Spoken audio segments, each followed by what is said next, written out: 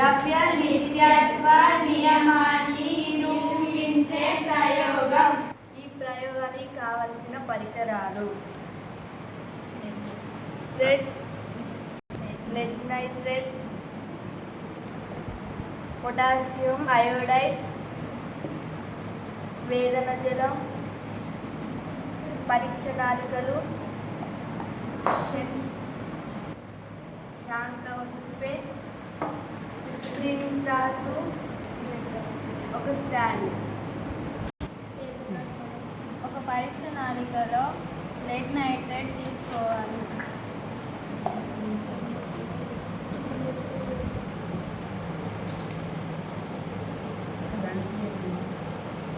ఇందులో కొంచెం స్వేదన జలం కలపాలి. నైట్రేట్ ద్రావణాన్ని తయారు చేయాలి.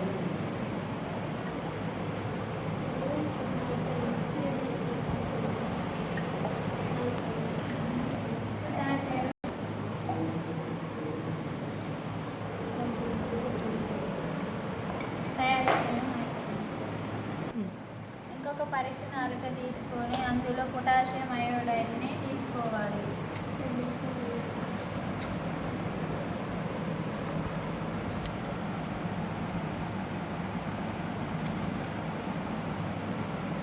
అందులో కొంచెం స్వేదన జలాన్ని కలపాలి. పొటాషియం అయోడైడ్ ద్రావణాన్ని తయారు చేయాలి.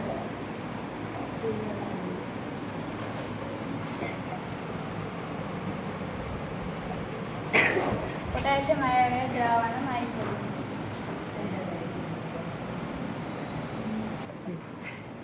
ఇది lead nitrate ద్రావణం, ఇది పొటాషియం అయోడైడ్ ద్రావణం. ఒక శాంకవ కుప్పలో lead nitrate ద్రావణాన్ని తీసుకోవాలి.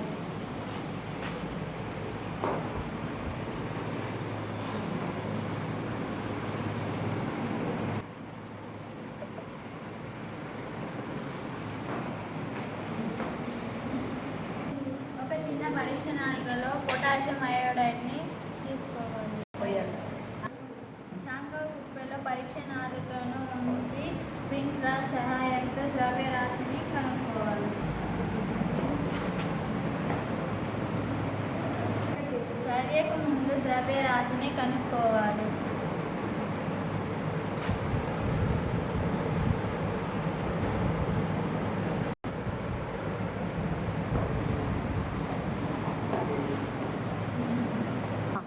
ఈ రెండు ద్రావణాలని కలపాలి.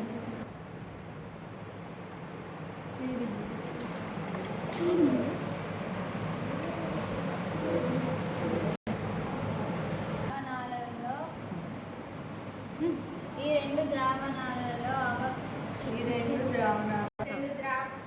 ద్రావణాల మధ్య రసాయన చర్య జరిగి పసుపు రంగులో ఉండే lead iodide అవక్షేపం ఏర్పడింది.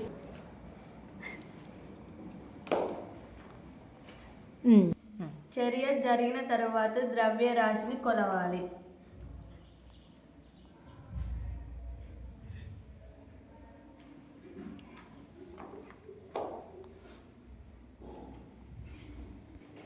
చర్యకు ముందు ఎంత ద్రవ్యరాశి ఉందో చర్య జరిగిన తర్వాత కూడా అంతే ద్రవ్యరాశి ఉంటుంది. దీనినే ద్రవ్య నిత్యత్వ నియమం అంటారు. ద్రవ్య నిత్యత్వ నియమం చర్యకు ముందు